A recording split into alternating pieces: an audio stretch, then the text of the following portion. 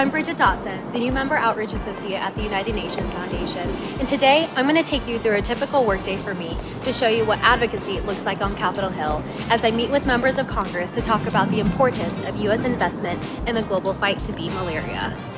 The appropriation season is just around the corner. So what does this mean? Through the appropriations process, Congress determines funding levels for the upcoming fiscal year, which runs from October 1st to September 30th. This includes funding for vital malaria programs such as the Global Fund, the U.S. President's Malaria Initiative, the WHO, and UN agencies. These programs not only provide life-saving commodities like insecticide-treated bed nets, rapid diagnostic testing, and training for healthcare workers, but they also help build stronger economies and workforces, lead to fewer missed school days and work days, and help foster stronger relationships between the United States and partner countries.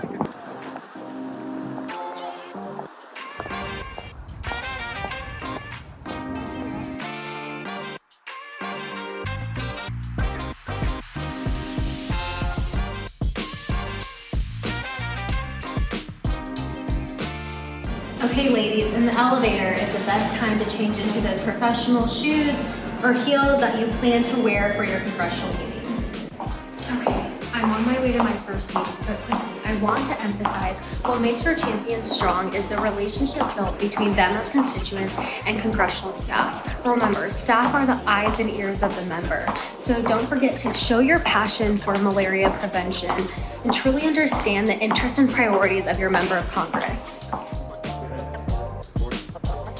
I just finished my first meeting. So what do we talk about in these meetings? Well, first, to prepare myself in advance, I run through my talking points and practice sharing why I'm passionate about beating malaria. I also look up the member's background, consider his priorities, and also committee assignments. I also am interested in what the constituents care about and what are the needs in the district. Does the member have a more domestic focus or do they have a global interest? After my meetings, I grab some coffee in the well-known Dunkin' in the Longworth House office building and jot down my notes in our congressional database. This information from congressional offices is valuable as it provides us with insight on potential members that will champion our cause and those that we should continue to build a relationship with.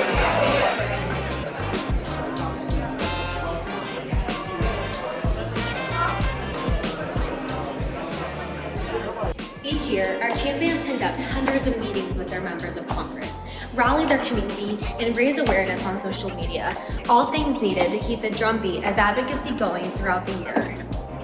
That sustained passion and persistence over the years has made a huge impact, and we are extremely fortunate U.S. funding for PMI and the Global Fund has continuously increased over the years thanks to our collective activism.